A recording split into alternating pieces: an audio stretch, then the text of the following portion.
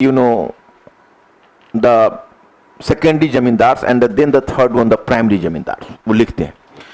तो लिखते हैं कि द्वितीयक जमींदार है, प्राथमिक जमींदार है, स्वायत्त शासक है। वो एक तरह से ये दिखाने की कोशिश करते हैं कि वर्चुअली राज्य और जमींदारों के बीच लव हेट रिलेशन था। लव हेट रिलेशन का मतलब हुआ कि जमींदारों से राज्य को प्यार भी था और जमींदारों से राज्य को घृणा भी थी, क्योंकि जमींदारों पर नियंत्रण करना यह राज्य का मुख्य रूप से दायित्व था। तो राज्य ने उसको बड़ा टैक्टफुली मैनेज किया था। कैसे टैक्टफुली मैनेज किया था? तो राज्य ने उसे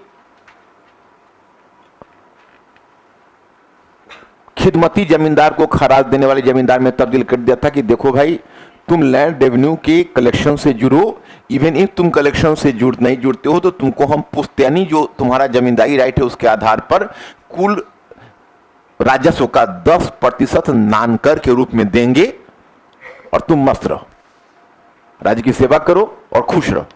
लेकिन जमींदार को तो ग्रामीण क्षेत्र में 50% तक दवा लेने की आदत थी, तो बुरी आदत छूटने वाली तो थी नहीं। तो जमींदार मुगल एम्पायर के दबाव में तत्काल तो कॉम्प्रोमाइजिंग हो गए। जो खिदमती और नजराना देने वाले जमींदार का मतलब कि जमींदार ग्रामीण क्षेत्र में राजस्व को वसूल किया और कुछ एक लमसम अमाउंट जो सल्तनत काल में देखते थे अलाउद्दीन खिलजी से पहले, वो राज्य को दे दिया और बाकी खुद हजम कर गए। तो आदत तो उनकी खराब हुई पड़ी थी। तो राज्य की तरफ से दबाव हुआ तो तत्काल तो उन्होंने कॉम्प्रोमाइज कर लिया, लेकिन तत्काल कॉम्प्रोमाइज करने के बावजूद भी he was not much comfortable. They were not much comfortable. So whenever the opportunity comes and knocks at their door, they just try to be independent. कि हम राज्य के अगेंस्ट में विद्रोह करके इसको कवर कर ले। तो उसमें अबुल फजल के लेखन को आधार बनाकर प्रोफेसर नूरुल हसन कहते हैं कि राज्य के पास मुश्किल से 5 लाख सेना हो सकती है और कुल अगर हम मुगल साम्राज्य के सारे जमींदारों को, क्योंकि जमींदार इतने हैं और उनके सैनिक है, किसी जमींदार के पास 20 लठैत हैं तो किसी जमींदार के पास 500 सैनिक है, उन सबको हम काउंट करते हैं तो मुगल साम्राज्य के अंदर जितने जमींदार हैं उनके सैनिकों की संख्या 44 लाख है। तो जहां राज्य के सैनिकों की संख्या मात्र 5 लाख है, वहां जमींदार के सैनिकों की संख्या 44 लाख है। तो उन पर नियंत्रण बनाए रखना तो राज्य के सामने बहुत बड़ी चुनौती होगी।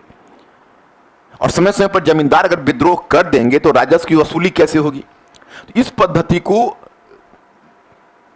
इसी को टैकल करने के लिए उसने मनसबदारी पद्धति में इस बात का ध्यान रखा कि अगर मनसबदार और फौजदार की संयुक्त शक्ति से जमींदारों को दबाना संभव होगा। तो इसमें अंतिम लाइन क्या लिखा है? राजकीय अधिकारी फौजदार तथा संबंधित क्षेत्र के जमीन जागीरदार के सहयोग से सफलतापूर्वक इन उपद्रवी तत्वों पर नियंत्रण रखा जा सकता है। ये पढ़ने के बाद समझ में तो आ गया होगा। पॉइंट नंबर 2 लिखिए। पॉइंट 2, मनसबदारों से अपेक्षा की जाती थी, मनसबदारों से अपेक्षा की जाती थी, मनसबदारों से अपेक्षा की जाती थी कि वो कानून व्यवस्था बनाए रखने में सहायता करें। क्या अब आ ही रहे हो? कल थे कि नहीं क्लास में? थे ना? नहीं थे तो आज क्या करने आए हो? घर पर आराम क्यों नहीं किया?